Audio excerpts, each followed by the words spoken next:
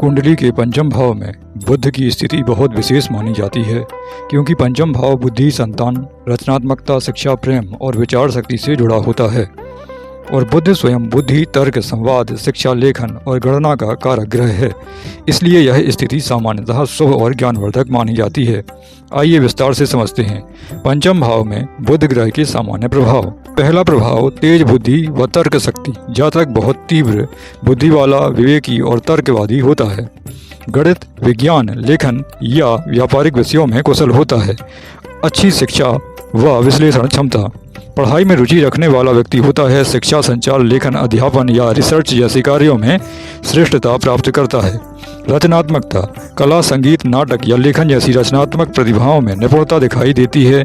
बुध यहाँ कल्पना और विचारों की चमक बढ़ाता है। संतान संबंधी विषय। संतान बुद्धिमान और चतुर होती है। जातक अपनी संतान को बहुत शिक्षित और संस्कारी बनाना चाहता है। यदि बुध पीड़ित हो, अर्थात शनि, राहु, केतु या मंगल से दृष्ट हो, तो संतान प्राप्ति में विलंब या संतान की शिक्षा में रुकावटें आ सकती हैं।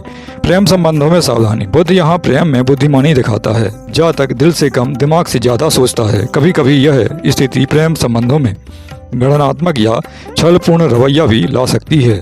यदि बुध अशुभ हो, तब वाणी और संचार में दक्षता।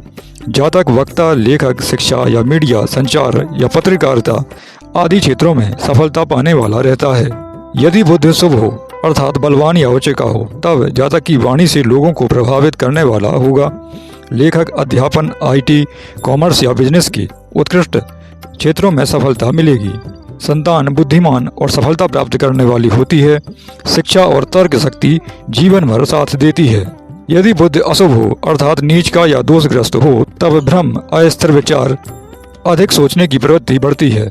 प्रेम संबंधों में गलतफहमियां या छल हो सकते हैं। शिक्षा में रुकावटें या विषय बदलने की प्रवृत्ति होती है। संतान की शिक्षा या व्यवहार में परेशानियां संभव हैं।